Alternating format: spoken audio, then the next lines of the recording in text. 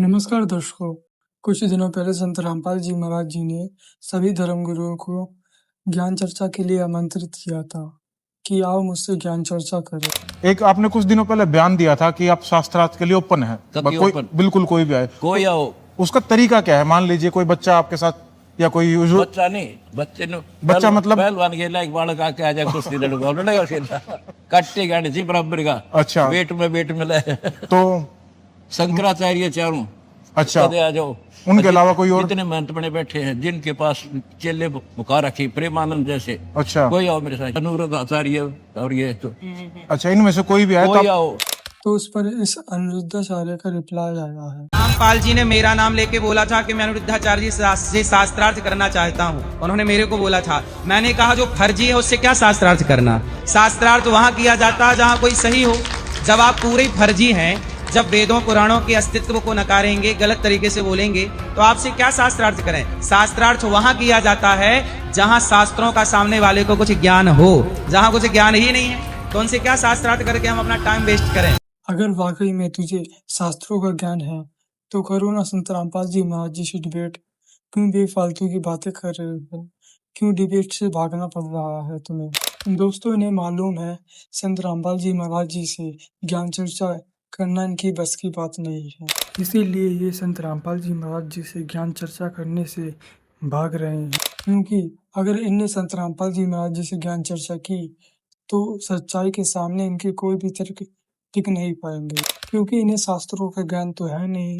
असल में ये अनिरुद्धाचार्य अपनी छवि को संत रामपाल जी महाराज जी में देखने का प्रयास कर रहा है, और फर्जी संत रामपाल जी महाराज जी नहीं तू है। तेरे को ना ही गीता का ज्ञान है, ना ही हमारे शास्त्रों का ज्ञान है, ना ही हमारे वेदों का ज्ञान है, ना ही हमारे पुराणों का ज्ञान है। आइए आपको इसके एक एक तत्वों से रूबरू करवाते हैं। जैसे किसने बताया है कि हमें गीता पढ़नी चाहिए, तो गीता के अंदर कहीं भी श्री कृष्ण जी की भक्ति का प्रमाण नहीं मिलता है।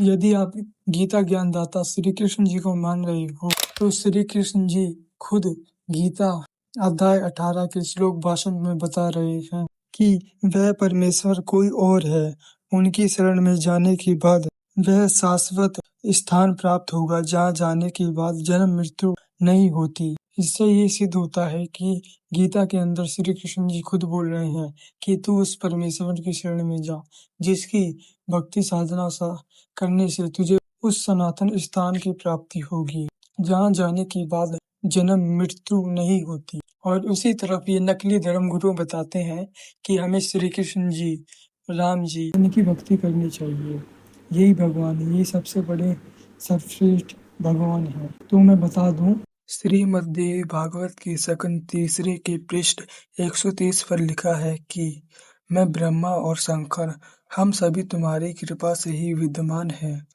हमारा आविर्भाव यानी कि जन्म और तिर्वभाव यानी कि मृत्यु हुआ करता है। हम अविनाशी नहीं हैं। तुम ही जगत जननी सनातनी देवी और प्रकृति देवी हो। शंकर भगवान बोले, हे माता, विष्णु के बाद उत्पन्न होने वाला ब्रह्मा जब आपकी पुत्र है तो क्या मैं तमगुणी लीला करने वाला शंकर तुम्हारी संतान नहीं हुआ? अर्थात मुझे भी उत्पन्न करने वाली तुम ही हो। इससे ये सिद्ध होता है कि शंकर जी, ब्रह्मा जी और विष्णु जी की मृत्यु होती है और उनकी माता दुर्गा है। इससे हमें ये पता चलता है कि अनिरुद्धाचार्य और जितने भी कथावाचक हैं उनको शास्त्रों का 1% भी ज्ञान नहीं है, सब अपना मनमाना आस बता रहे हैं।